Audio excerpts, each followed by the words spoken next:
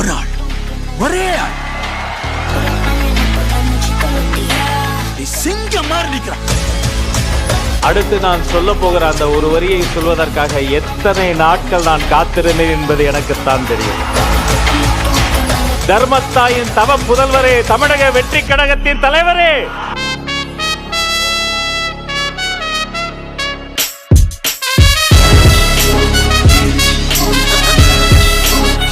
They call him King of the capital K. We say, I wanna break it away. Just wanna say, got his good times and got his bad times.